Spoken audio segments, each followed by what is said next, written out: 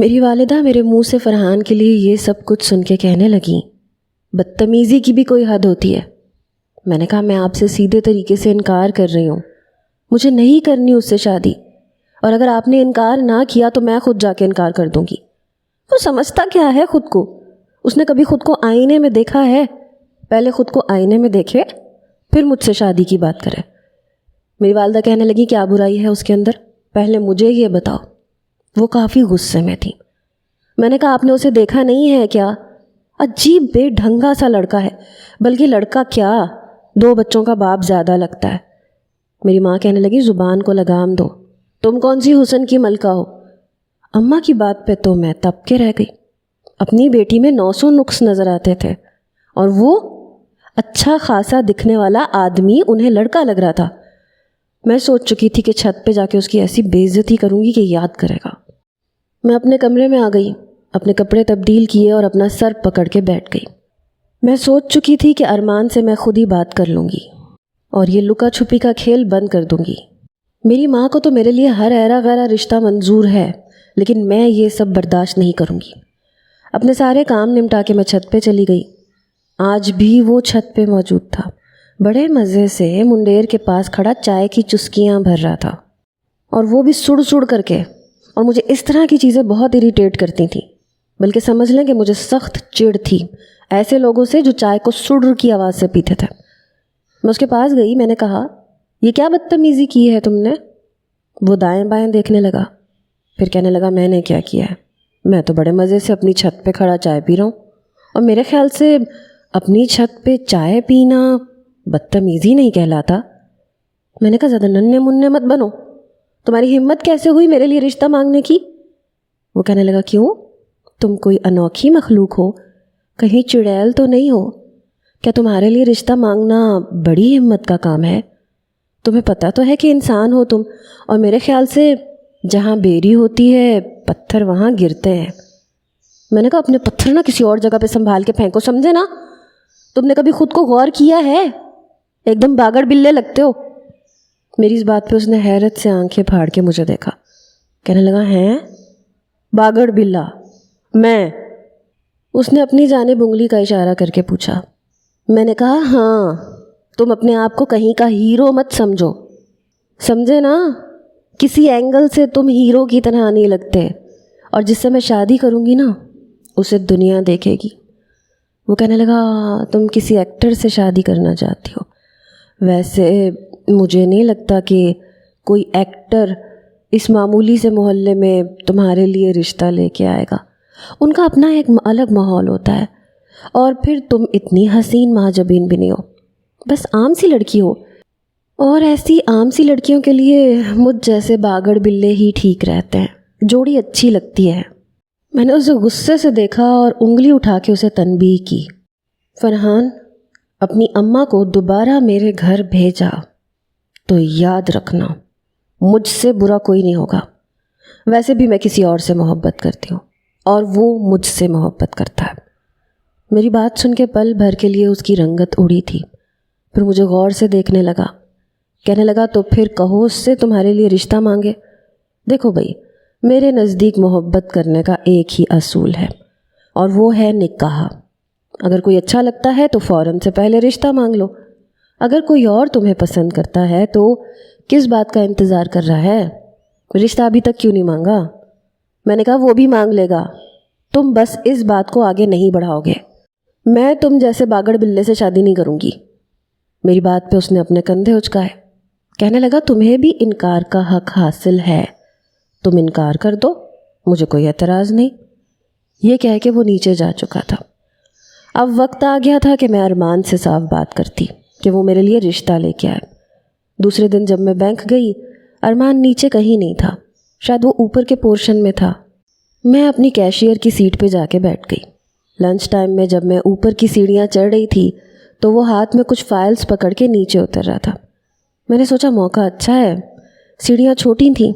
جیسے وہ میرے قریب آیا، میں نے گرنے کا ناٹک کیا کہ شاید وہ مجھے گرتا دیکھ کے مجھے تھام لے گا، لیکن میں سچ مچ اپنا توازن برقرار نہیں رکھ پائی اور دھڑام سے نیچے آ کے گری۔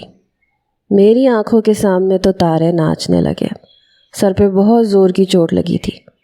کچھ پل تو یہ سمجھ میں نہیں آئی کہ میں ہوں کہاں پہ، لیکن تب تک ارمان اور دوسرے کولیگز بھی میرے پاس پہنچ گئے۔ مجھ سے پوچھنے لگے کہ آخر میں گر کیسے گئی۔ اب میں کیا بتاتی کہ میں تو ایک فلمی سین کریٹ کرنا چاہ رہی تھی۔ مجھے کیا پتا تھا کہ ارمان مجھے باہوں میں بھرنے کے بجائے مجھے گرنے دے گا۔ میرا جوڑ جوڑ دکھ رہا تھا، کوہنی الگ سے چھل چکی تھی، گھٹنے میں بھی چوٹ آئی تھی۔ وہاں کی فیمیل اسٹاف میں سے 2 لڑکیوں نے مجھے سہارا دیتے ہوئے سیٹ پہ بٹھایا۔ میں لنگڑاتے ہوئے جا کے اپنی سیٹ پہ بیٹھی۔ حالانکہ مجھے اوپر کوئی کام نہیں تھا، میں صرف ارمان کی خاطر اوپر جا رہی تھی، مگر فلمی سین کیا بننا تھا میرا ہی سین بن گیا۔ مینیجر نے مجھے چھٹی دے دی، گارڈ سے کہہ کے رکشہ بھی کروا دیا۔ ہڈیاں پسلیاں توڑوا کے میں گھر پہنچی۔ دل خون کے آنسو رو رہا تھا۔ کیا تھا کہ ارمان مجھے سنبھال لیتا، باہوں میں بھر لیتا، تاکہ مجھ سے اظہار کرنا بھی آسان ہو جاتا، مگر شاید میری قسمت ہی خراب تھی۔ میری والدہ نے مجھے یوں لنگڑاتے ہوئے دیکھا تو اوپر سے اور باتیں سنانے لگی۔ کہنے لگی یہ تمہیں کیا ہوا ہے؟ میں نے کہا اماں سیڑھیوں سے گر گئی تھی۔ بجائے مجھ سے ہمدردی کے 2 بول بول دیتی، کہنے لگی کم بخت ماری، اندھی ہو کے چل رہی تھی کیا؟ آنکھوں کی جگہ بٹن ہیں کیا؟ اب سکون سے گھر بیٹھ، کوئی ضرورت نہیں نوکری کرنے کی۔ جتنے پیسے کما رہی ہے اس سے زیادہ اپنے علاج پہ لگا لے گی۔ میں تو تنگ آ گئی ہوں تم سے۔ میں تو پہلے ہی ارمان کی وجہ سے دکھی تھی، اس پہ اماں کی باتیں سن کے میں رونے لگی۔ اپنے کمرے میں گھس کے بیٹھ گئی۔ کھانا مجھے میرے چھوٹے بھائی نے لا کے دیا۔ شام کے وقت فرحان کی اماں میری والدہ سے ملنے آ گئی۔ جب پتہ چلا کہ مجھے چوٹ لگی ہے تو میری خیریت پوچھنے چلی آئیں۔ بڑی ہمدردی جتا رہی تھیں، لیکن مجھے کوئی پرواہ نہیں تھی۔ مگر رات کو میرے موبائل پر ایک ان نون نمبر سے کال آنے لگی۔ میں نے فون اٹھایا تو فرحان تھا۔ السلام علیکم جی۔ میں نے کہا وعلیکم السلام جی، کون؟ میں آپ کا پڑوسی، سنا ہے دشمنوں کے چوٹ لگ گئی، کیسی طبیعت ہے جناب کی؟ اس کی بات نے تو جیسے میرے زخموں پہ نمک پاشی کی۔ میں نے کہا تم سے مطلب؟ کہنے لگا سارے مطلب ہی مجھ سے ہیں جی، آخر میں آپ کا مستقبل کا شوہر جو ہونے والا ہوں۔ اس کی بات سن کے میرا بس نہیں چل رہا تھا، اس کا خون پی جاؤں۔ میں نے کہا مر نہ جاؤں تمہاری بیوی بننے سے پہلے۔ وہ ہنسنے لگا، کہنے لگا آپ کی مرضی ہے جی، بیوی بننے سے پہلے مجھ پہ مر مٹے یا بعد میں، مجھے کوئی اعتراض نہیں ہے جی۔ اس کی بات پہ غصے کے مارے میرا سانس پھولنے لگا۔ اگر میرے ہاتھ سے ضائع نہیں ہونا چاہتے تو فون بند کرو۔ وہ کہنے لگا اوہو، بڑے گرم مزاج ہیں جناب کے، کیا بات ہے، چوٹوں میں درد زیادہ ہو رہا ہے؟ ہائے، ابھی میرا آپ سے ایسا کوئی شرعی رشتہ نہیں ہے، ورنہ قسم اللہ پاک کی آپ کے پاؤں بھی دبا دیتا۔ خیر بعد میں صحیح۔ فرحان کے بچے، میں تمہیں کچا چبا جاؤں گی سمجھے؟ میں نے غصے سے آگ بگولا ہو کے کہا۔ زہ نصیب، یہ کہہ کے اس نے فون رکھ دیا۔ اگر میرے گھٹنے پہ چوٹ نہ لگی ہوتی تو میں سچ مچ اس باگڑ بلے کا منہ توڑ کے رکھ دیتی۔ 3 دن بعد میں کچھ بہتر ہوئی تھی۔ اماں کی لاکھ گالیاں سننے کے بعد بھی میں بینک پہنچی۔ میں نے دیکھا کہ ارمان پھر اسی لڑکی سے ہنس ہنس کے باتیں کر رہا تھا۔ یہ دیکھ کے مجھے بڑا غصہ آیا۔ میرا صبر بھی جواب دے گیا تھا، اور دوسرا مجھے فرحان کے آنے والے رشتے پہ غصہ آ رہا تھا۔ میں غصے سے بپھری پڑی تھی، اس لیے آؤ دیکھا نہ تاؤ، اور ارمان کے سامنے جا کے کھڑی ہو گئی۔ میں نے کہا مجھے آپ سے اکیلے میں بات کرنی ہے۔ میری بات سن کے اس نے آس پاس دیکھا، سبھی کولیگز ہم دونوں کو دیکھ رہے تھے۔ وہ کہنے لگا مس تسمیہ، آپ کو جو کہنا ہے آپ یہیں کہہ لیں، میں بھلا آپ سے اکیلے میں کیوں بات کروں گا؟ میں نے کہا آپ اتنے بھی انجان نہ بنیں۔ میں نے اس لڑکی کا بھی لحاظ نہیں کیا جس سے ارمان پہلے سے بات کر رہا تھا، حالانکہ پہلے میری اس لڑکی سے اچھی الیک سلیک تھی۔ اس کا نام زوبیہ تھا۔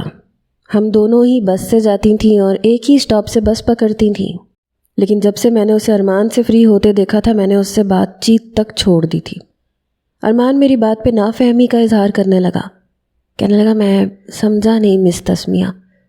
میں نے کہا ویسے مجھے آپ کی خاموش محبت اور کاغذی اظہار بہت پسند ہے، لیکن یہ کب تک چلے گا؟ آپ کو نہیں لگتا کہ آپ کو اب آگے بڑھنا چاہیے؟ یہ سن کے ارمان کو پتہ نہیں کیوں غصہ آیا، کہنے لگا مس تسمیہ، میں آپ کی بہت عزت کرتا ہوں، آپ سے اس قسم کی فضول بات کی توقع نہیں کر سکتا تھا۔ میں نے کہا میں بھی آپ سے ایسی کوئی توقع نہیں رکھتی تھی. اگر آپ کے دل میں کوئی بات تھی تو آپ ڈائریکٹ مجھ سے کہہ دیتے. کاغذی پیغامات بھیجنے کی کیا ضرورت تھی؟ ہم اتنے بھی اجنبی نہیں ہیں. مجھے لگا شاید اسے احساس ہوگا. وہ غصے سے کہنے لگا بہت ہو چکا، یہ کیا فضول بکے جا رہی ہیں آپ؟ میں نے آپ کے ساتھ ایسا کچھ نہیں کیا، نہ میں نے آپ کو کوئی کاغذی پیغام پہنچائے ہیں. میں نے کہا اتنے بھی معصوم مت بنو، اگر محبت کرتے ہو تو صاف کہہ دو. میں نے پرس میں سے اس کی وہ ساری چٹس نکال کے اس کے سامنے رکھ دی. ظاہر سی بات ہے بینکر تھی، سارے ثبوت اپنے پاس رکھے ہوئے تھے، یہاں تک کہ وہ ٹیشو پیپر بھی. اس نے ایک نظر ان سب چٹوں اور ٹیشو پیپر پہ ڈالی، پھر کہنے لگا یہ میں نے تو آپ کو نہیں بھیجے ہیں. میں نے کہا کیوں جھوٹ بول رہے ہو؟ پتہ نہیں زوبیہ کی آنکھوں میں آنسو کیوں چمکنے لگے، اور ارمان اسے دیکھ رہا تھا. زوبیہ جیسے ہی وہاں سے جانے لگی اس نے زوبیہ کی کلائی پکڑ لی. کہنے لگا میں سچ کہہ رہا ہوں، میں نے اس محترمہ کو کوئی پیغام نہیں بھیجے، یہ جھوٹ بول رہی ہے. یہ دیکھ کے تو میرے تن بدن میں آگ لگ گئی. میں نے کہا او مسٹر، تم میرے ساتھ گیم نہیں کھیل سکتے، سمجھے نا؟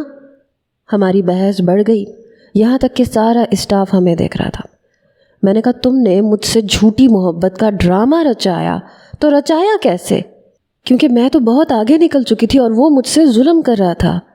کہنے لگا میں نے ایسا کچھ نہیں کیا، کیوں جھوٹ بول رہی ہو؟ بہرحال تبھی اسٹاف میں سے ایک سانولے رنگ کا نوجوان جس کے سامنے کے کچھ دانت بھی باہر تھے سامنے آ گیا اور کہنے لگا تسمیہ یہ میں نے آپ کو بھیجے تھے، ارمان نے نہیں. یہ سن کے تو میں ہکا بکا رہ گئی.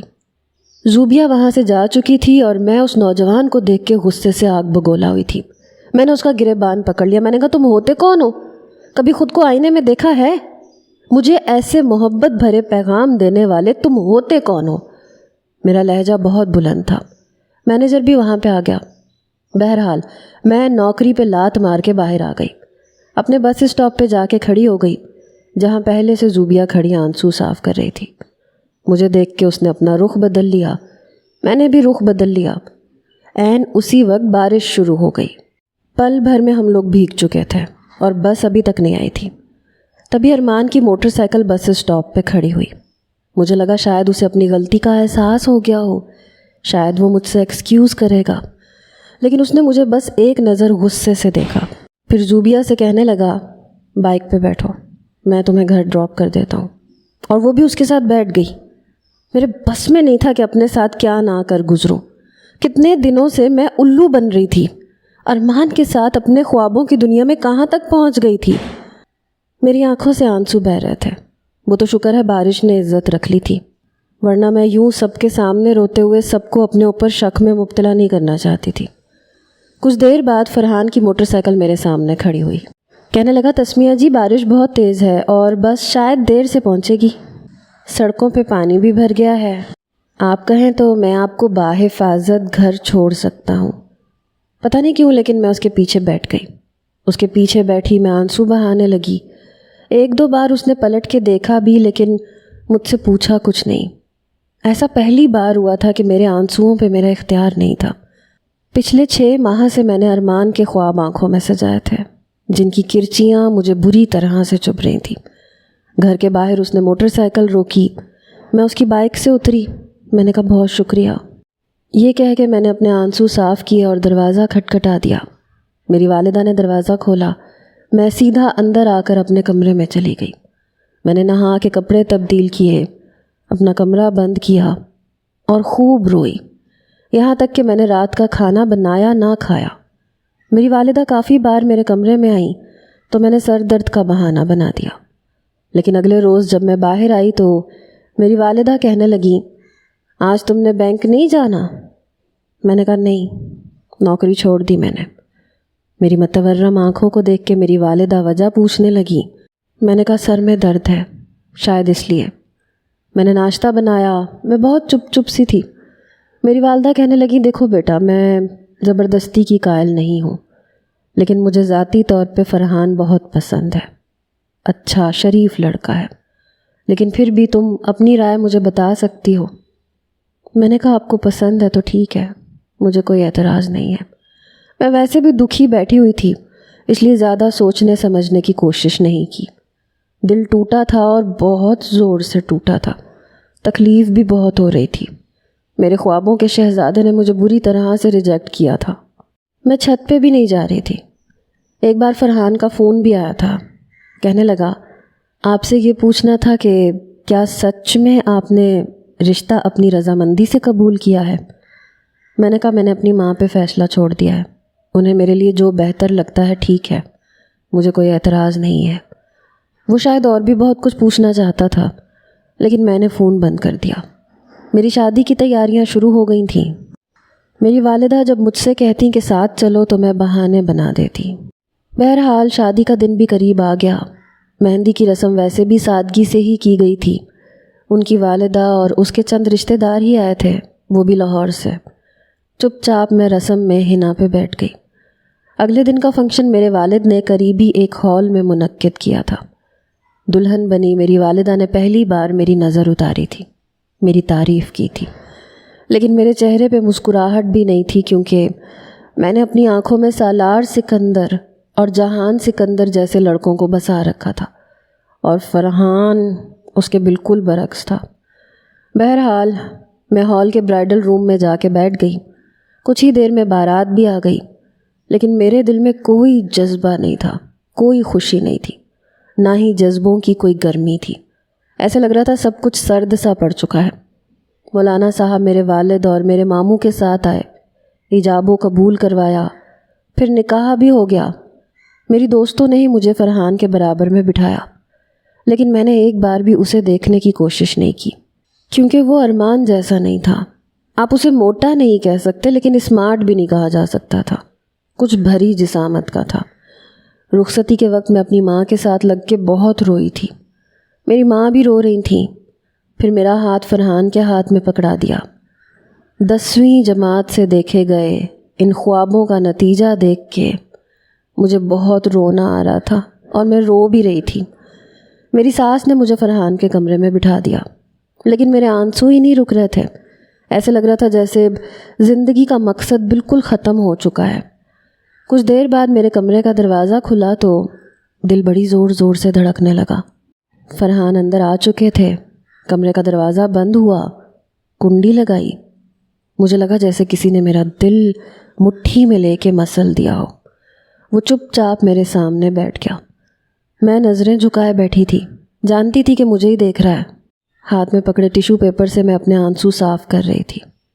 کہنے لگا اتنا رونا اپنی اماں کے بچھڑنے پہ آ رہا ہے یا کوئی اور وجہ ہے؟ اس کے تفتیشی انداز پہ میں نے اسے تیکھی نظر سے دیکھا۔ میرے یوں دیکھنے پہ وہ کچھ گڑبڑا سا گیا۔ کہنے لگا نہیں، میرا ایسا کوئی مطلب نہیں ہے، اصل میں تمہارا میکا تو پڑوس میں ہی ہے، اور میری طرف سے کوئی روک ٹوک بھی نہیں ہوگی، جب چاہے مل سکتی ہو، پھر اتنا رونا کیوں آ رہا ہے؟ میرے بہتے آنسو دیکھ کے اس نے جھجکتے ہوئے پوچھا۔ میں نے کہا تم سے مطلب؟ اپنے کام سے کام رکھو۔ میرا روکھا لہجہ سن کے کہنے لگا اپنے کام سے ہی تو کام رکھ رہا ہوں، اس وقت تمہیں دیکھنا میرا سب سے ضروری کام ہے، لیکن میں تمہیں مسکراتے ہوئے دیکھنا چاہتا تھا، تم روئے جا رہی ہو۔ میں نے کہا جس کے ارمانوں کا خون ہو جائے وہ یوں ہی روتا ہے۔ وہ کہنے لگا تمہارے ساتھ زبردستی تو نہیں کی گئی، تم انکار کر سکتی تھیں، اور میں نے فون پہ بھی تم سے پوچھا تھا۔ میں نے کہا احسان ہے تمہارا مجھ پہ کہ تم نے فون پہ مجھ سے پوچھ لیا تھا۔ میں تمہیں کسی چیز سے روک نہیں رہی، میرا رونا میرا مسئلہ ہے، میں تمہیں تمہارے کسی عمل پہ روکوں گی نہیں۔ کہنے لگا ایسے کیا خاک مزہ آئے گا؟ تم آنسو بہاتی رہو گی اور میں محبت کی باتیں کرتا رہوں؟ یہ تو کچھ ان رومانٹک سا ہو جائے گا، تمہیں نہیں لگتا؟ میں نے کہا تمہیں پتہ بھی ہے رومانس کیا ہوتا ہے؟ کہنے لگا کیا مطلب؟ کیا کوئی انوکھے طریقے کا رومانس پتہ ہے تمہیں؟ مجھے تو بس سیدھا سادہ سے ہی پتہ ہے۔ میں نے گہری سانس لی اور اپنی ہتھیلی اس کی طرف بڑھائی۔ میں نے کہا میری منہ دکھائی دو۔ کہنے لگا اتنے روکھے پھیکے انداز سے تو کبھی بھی نہیں دوں گا۔ میں نے تو آج کی رات کے لیے بہت کچھ سوچا ہے، لیکن تمہارے اس خراب موڈ کے ساتھ کچھ بھی اچھا نہیں لگے گا۔ میں نے کہا نہیں اچھا لگتا تو نہ لگے۔ یہ کہہ کے میں اٹھ کے کھڑی ہو گئی، الماری میں سے اپنا سادہ سا لباس نکالا اور ڈریسنگ کے سامنے کھڑے ہو کے اپنے سارے زیورات اتار کے پھینک دیے۔ وہ مجھے ہی دیکھ رہا تھا۔ واش روم میں جا کے میں نے کپڑے تبدیل کیے، ہاتھ منہ اچھے طریقے سے دھویا۔ جب واپس آئی تو وہ تب بھی وہیں کا وہیں بیٹھا تھا، مجھے ہی دیکھ رہا تھا۔ میں نے کہا میں سونا چاہتی ہوں۔ اس نے ایک گہری سانس لی اور اٹھ کے کھڑا ہو گیا۔ الماری سے اس نے اپنا آرام دہ لباس نکالا اور واش روم میں چلا گیا۔ جب باہر آیا تو شاور لے کے آیا تھا، پتہ نہیں کیوں لیکن آنکھیں کچھ سرخ سی ہو رہی تھیں۔ خاموشی سے تکیہ اٹھایا اور صوفے پہ جا کے لیٹ گیا۔ میں ویسے بھی 2 دن سے نہیں سوئی تھی، اس لیے آنکھیں بند کر کے سو گئی۔ صبح 8 بجے میری آنکھ کھلی۔ وہ جاگ رہا تھا، صوفے پہ ہی بیٹھا مجھے دیکھ رہا تھا۔ بہت کچھ تھا اس کی آنکھوں میں، لیکن میرے پاس کسی بھی سوال کا جواب نہیں تھا۔ میں اٹھ کے بیٹھ گئی، الماری میں سے جوڑا نکالا اور تیار ہو کے کمرے سے باہر چلی گئی۔ باقی کا دن میں نے رقیہ آنٹی اور ان کے رشتہ داروں کے ساتھ ہی گزارا تھا۔ رات کو ولیمے کی مختصر سی تقریب تھی، ولیمہ بھی ہو چکا تھا۔ رات کو جب فرحان کمرے میں آیا تب تک میں چینج کر چکی تھی۔ اسے دیکھ کے میں نے اپنا تکیہ درست کیا اور لیٹ گئی۔ کہنے لگا میں تمہارے اس رویے کا مطلب سمجھ نہیں پایا۔ میں نے کہا کون سا مطلب؟ میں نے تو کچھ نہیں کیا۔ کہنے لگا کہ کچھ نہیں کیا لیکن تمہارا رویہ بہت عجیب ہے۔ میں نے کہا میں ایسی ہی ہوں۔ وہ کہنے لگا رات کو میں صوفے پہ سویا اور ایک بار بھی تم نے مجھ سے وجہ نہیں پوچھی۔ کافی سنجیدگی سے بات کر رہا تھا۔ میں نے کہا میں نے تو تمہیں نہیں روکا تھا، نہ میں نے تمہیں کہا تھا کہ جا کے صوفے پہ سو جاؤ۔ وہ کہنے لگا ہاں لیکن ایسا بھی نہیں کیا جیسے بیویاں کرتی ہیں۔ شادی صرف میری تو نہیں ہوئی، تمہاری بھی ہوئی ہے۔ مجھے تمہاری طرف سے اچھے رویے کی امید تھی۔ میں زبردستی کے رشتے کا قائل نہیں ہوں تسمیہ، اسی لیے میں نے تم سے فون پہ پوچھا تھا۔ میں نے کہا میں نے نہ فون پہ اعتراض کیا تھا اور نہ اب کر رہی ہوں۔ تم جو چاہے کر سکتے ہو، تمہیں حق حاصل ہے۔ وہ کہنے لگا تمہیں بھی حق حاصل ہے، جب چاہے مجھ سے محبت کر سکتی ہو، میرے قریب آ سکتی ہو، مجھے اپنی محبت کا یقین بھی دلا سکتی ہو، اور اس بات کا بھی یقین دلا سکتی ہو کہ جو کچھ ہوا ہے اس میں تمہاری رضامندی شامل ہے۔ میں نے کہا اگر میں یہ کہوں کہ میری رضامندی شامل نہیں تھی، میں نے صرف اپنے ماں باپ کی خاطر اس رشتے کو قبول کیا ہے کیونکہ میرے پاس دوسرا کوئی آپشن نہیں تھا، تو کیا کرو گے تم؟ صبر کرو گے؟ میں جانتی ہوں کہ کسی بھی مرد میں اتنا صبر نہیں ہوتا، اس لیے خود کو کسی آزمائش میں مت ڈالو۔ میری بات پہ وہ چلایا تھا، کہنے لگا مرضی نہیں تھی تو پھر شادی کیوں کی تھی؟ میں کوئی جانور نہیں ہوں جو زبردستی تمہارے ساتھ کروں، رشتہ قائم کروں اور تم مجھے آنسو بہا کے دکھاتی رہو جیسے میں تمہارے ساتھ پاکیزہ رشتے کی ابتدا نہیں کر رہا بلکہ کوئی زیادتی یا گناہ کر رہا ہوں۔ پہلی بار میں نے اسے اتنا غصے میں دیکھا تھا کہ میں سچ میں ڈر گئی۔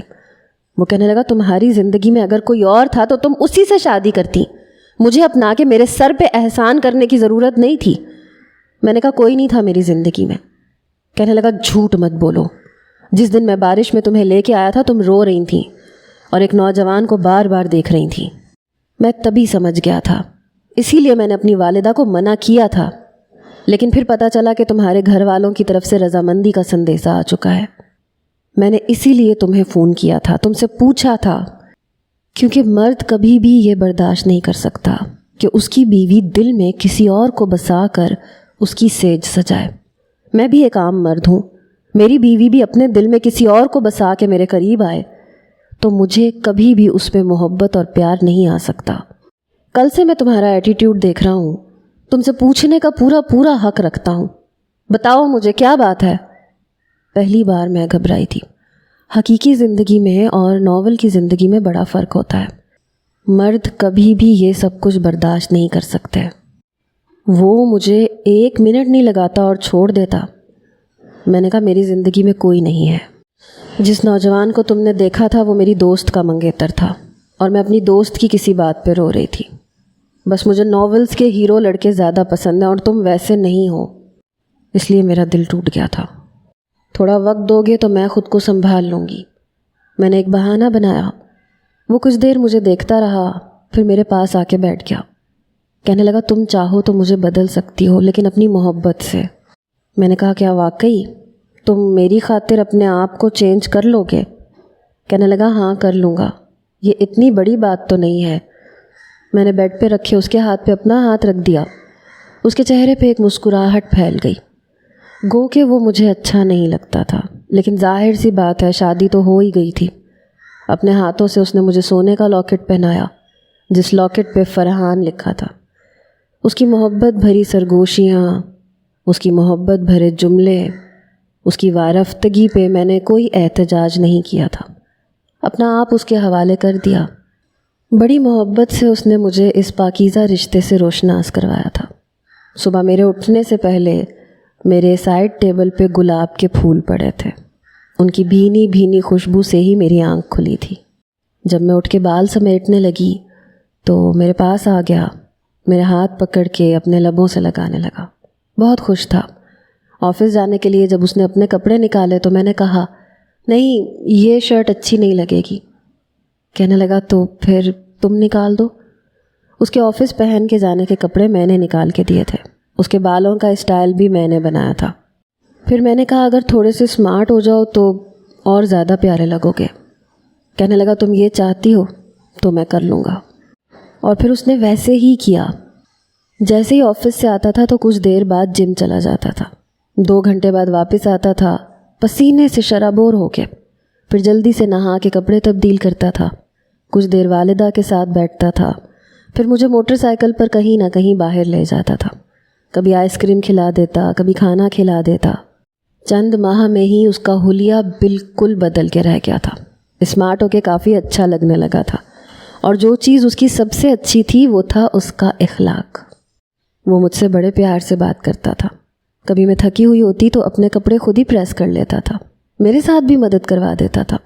حالانکہ میری ساس اسے برا بھلا کہتی رہتی تھی، کم بخت بیوی کو کس لیے لایا ہے، سارے کام تو خود کر رہا ہے. وہ کہنے لگا اماں آپ کے ساتھ بھی تو کرتا تھا، تب تو آپ کو اعتراض نہیں تھا، آج بیوی کے ساتھ کر رہا ہوں تو کیوں اعتراض ہو رہا ہے. وہ کہتی تھیں کہ میں تو ماں ہوں، میری خدمت تم پہ فرض ہے، بیوی کی نہیں. وہ کہنے لگا یہ میری ہونے والے بچوں کی ماں ہے، کیا فرق پڑتا ہے اماں. بہرحال میری ساس ویسی ہی تھیں جیسی ساس ہوتی ہے، کبھی اچھی تو کبھی میری کسی نہ کسی بات پہ خفا ہو جاتی تھیں. باتیں بھی سنا دیتی تھیں لیکن مجھے پرواہ نہیں تھی کیونکہ فرحان کا رویہ میرے ساتھ بہت اچھا تھا. چند ماہ میں وہ بہت ہینڈسم لگنے لگا تھا، لیکن میں حاملہ ہو چکی تھی. وہ میرا بہت خیال رکھتا تھا. میں نے بیٹی کو جنم دیا لیکن اس کے بعد میں ضرور کچھ بے ڈھنگی سی ہونے لگی. بیٹی آپریشن سے ہوئی تھی، اس لیے ڈاکٹر نے چند ماہ تو مجھے ورزش کرنے سے بھی منع کر دیا تھا. میں اپنے آپ کو دیکھتی تھی تو یہی کہتی تھی کہ مجھے اپنا آپ اچھا نہیں لگتا، لیکن فرحان میرے ساتھ کھڑا ہو جاتا اور مجھے اپنے ساتھ لگا لیتا. کہتا تھا لیکن مجھے تو تم یوں ہی اچھی لگتی ہو.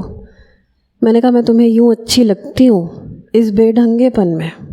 وہ کہنے لگا مجھے تو تم پہ اور بھی زیادہ پیار آتا ہے کیونکہ تمہارا یہ بے ڈھنگا پن میری وجہ سے ہے، میری بیٹی کو پیدا کرنے کی وجہ سے ہے، مجھے باپ بنانے کی وجہ سے ہے. تمہاری آنکھوں کے نیچے یہ گہرے حلقے میری بیٹی کو سنبھالنے کی وجہ سے پڑے ہیں. تمہارا یہ حلیہ میری اولاد کو پیدا کرنے کی وجہ سے ایسا ہوا ہے. تو ایسی عورت پہ مجھے شدت سے پیار نہیں آئے گا تو اور کیا ہوگا. پھر کہنے لگا میں ناول لور نہیں ہوں، میں خوابوں کی دنیا میں نہیں رہتا کیونکہ وہ صرف ایک کاغذی کردار ہیں. وہ ویسے نہیں ہوتے جیسے نظر آتے ہیں.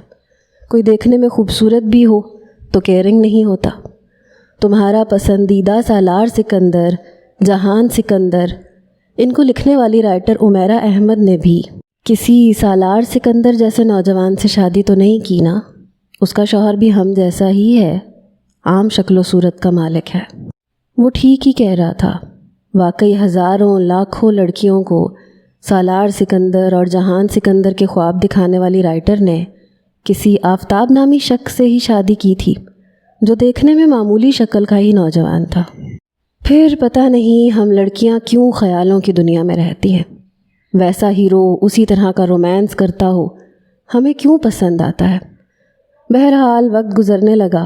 میں اب ویسی نہیں رہی تھی جیسی ہوا کرتی تھی، لیکن فرحان کی محبت کبھی بھی کم نہیں ہوئی. کبھی میں کچن میں کام کر رہی ہوتی اور میری ساس بھی کچن میں کھڑی ہوتی تو وہ چور نظروں سے انہیں دیکھتا ہوا میرے پاس آتا اور میرے رخسار پہ اپنے لب رکھ دیتا. جب میں اسے حیرت سے دیکھتی تو آنکھیں بند کر کے مسکرانے لگتا. کبھی میں کھانا بنا رہی ہوتی تو پیچھے سے مجھے اپنی گرفت میں محبت سے لے لیتا۔ ایک بار میں اس کے ساتھ مال میں شاپنگ کرنے گئی۔ میری بیٹی کو اسی نے اٹھا رکھا تھا۔ شاپنگ بیگ کچھ اس کے ہاتھ میں تھے، کچھ میرے ہاتھ میں تھے۔ تبھی مجھے سامنے ارمان اور زوبیہ نظر آئے۔ زوبیہ بالکل بدل چکی تھی، مجھ سے بھی زیادہ موٹی ہو چکی تھی۔ اس کی گود میں بھی ایک بچہ تھا، لیکن بچہ بھی اسی نے پکڑ رکھا تھا اور سامان بھی۔ ارمان تو اس کے ساتھ چل بھی نہیں رہا تھا۔ اسے کہہ رہا تھا تمہارے ساتھ آتے جاتے مجھے شرمندگی محسوس ہوتی ہے، اپنے آپ کو کنٹرول کرو ورنہ میں تمہارے ساتھ بازار میں آنا جانا چھوڑ دوں گا۔ اور وہ کہہ رہی تھی کہ یہ میرے اختیار میں تو نہیں ہے، جم بھی جوائن کیا ہے، اتنا خیال بھی رکھتی ہوں، خالی سیلڈ کھا کھا کے کمزور ہونے لگی ہوں، لیکن اگر میں سلم اور سمارٹ دوبارہ سے نہیں ہو پا رہی تو اس میں میرا کیا قصور ہے؟ لیکن وہ کہہ رہا تھا کہ مجھے ایسی بے ڈھنگی لڑکیاں اچھی نہیں لگتی جن کے ساتھ مجھے چلنا برا لگے، آج کے بعد تم اکیلی بازار آنا۔ یہ کہتا ہوا وہ تیز قدم اٹھاتا ہوا جا چکا تھا۔ تبھی زوبیہ کی نظر مجھ پہ پڑی۔ وہ اپنے آنسو صاف کر رہی تھی۔ مجھے دیکھا تو میرے پاس آ گئی، میرا حال احوال پوچھنے لگی۔ تبھی میری بیٹی نے فرحان کے کپڑوں پہ ہی الٹی کر دی۔ میں نے فوراً سے فرحان کو کہا لائیں سے مجھے دے دیں۔ میں کہہ بھی رہی تھی کہ اس کی طبیعت ٹھیک نہیں ہے، دیکھا آپ کے سارے کپڑے خراب کر دیے۔ وہ کہنے لگا کوئی بات نہیں، میں صاف کر لوں گا، تم اپنی دوست سے باتیں کرو، میں اس کو دیکھ لیتا ہوں۔ وہ حیرت سے دیکھ رہی تھی۔ پھر مجھے کہنے لگی میں جانتی تھی کہ تمہیں ارمان اچھا لگتا ہے، شاید تم اس سے محبت کرتی تھیں، لیکن مجھے بھی اس سے محبت ہو گئی تھی۔ میں دیکھنے میں تم سے زیادہ خوبصورت تھی، اس لیے وہ میری طرف متوجہ ہونے لگا، اور میں بھی یہی چاہتی تھی کہ وہ کبھی بھی تمہیں نہ ملے۔ لیکن آج اس مقام پہ آ کے میں سوچتی ہوں کہ کاش میں نے ارمان کے ساتھ محبت کی ہی نہ ہوتی، یا وہ میری زندگی میں آیا ہی نہ ہوتا، کیونکہ جیسا وہ دکھتا ہے وہ ویسا ہے نہیں۔ میں اس کے ساتھ ایک بہت ہی ٹف لائف گزار رہی ہوں۔ یہ کہتے ہوئے وہ دوبارہ سے اپنی آنکھوں سے آنسو صاف کرتے ہوئے باہر چلی گئی، اور میں اپنے آپ کو خوش نصیب سمجھ رہی تھی۔ اچھا ہوا کہ میں نے اپنے ماں باپ کی بات مان کر فرحان سے شادی کر لی۔ کچھ ہی دیر بعد واش روم سے میری بیٹی کا منہ دھلا کے وہ واپس لے آیا۔ اس رات میں نے فرحان کا ہاتھ پکڑ کے اپنے لبوں سے لگایا۔ میں بالکل اس کے ساتھ لگ کے بیٹھی۔ کہنے لگا کیا بات ہے، آج تو بڑی مہربانی دکھا رہی ہو۔ میں نے کہا فرحان میں غلط تھی، تم بالکل ٹھیک کہہ رہے ہو، انسان کا اخلاق اچھا ہونا چاہیے، شکل صورت نہیں۔ تم بہت اچھے ہو، سالار سکندر سے بھی زیادہ۔ میں نے عورتوں کو مردوں کی خاطر بدلتے ہوئے بہت دفعہ دیکھا ہے، لیکن کبھی کسی شوہر کو اپنی بیوی کی خاطر بدلتے ہوئے نہیں دیکھا، لیکن تم نے میری خاطر خود کو اتنا بدلا ہے۔ وہ کہنے لگا اس لیے کہ تمہیں میں ایسے اچھا لگتا ہوں۔ میں نے کہا اور میں بھی تو ویسی نہیں رہی۔ کہنے لگا تم بھی مجھے ایسی ہی اچھی لگتی ہو۔ میں نے کہا لیکن اب مجھے فرق نہیں پڑتا کہ تم اسمارٹ نظر آؤ یا نہ نظر آؤ، تم جیسے بھی ہو مجھے اچھے ہی لگو گے۔ میری بات سن کے وہ مسکرایا تھا، پھر مجھے اپنے ساتھ بھینچ لیا۔ کہنے لگا شکر ہے تمہیں پتہ تو چلا کہ اصل محبت کیا ہوتی ہے۔ اصل محبت بظاہری حسن سے نہیں ہوتی، کیونکہ وہ تو بدلتا رہتا ہے۔ محبت وہ ہوتی ہے جو کسی انسان سے کی جائے، اس کے اندر کے انسان سے کی جائے، کیونکہ فطرت کبھی نہیں بدلتی۔ جسے میں باگڑ بلا یا بے وقوف سمجھتی رہی، وہ مجھ سے زیادہ عقل مند اور سمجھدار تھا۔ وہ محبت کے صحیح معنی سمجھتا تھا۔ I love you my husband۔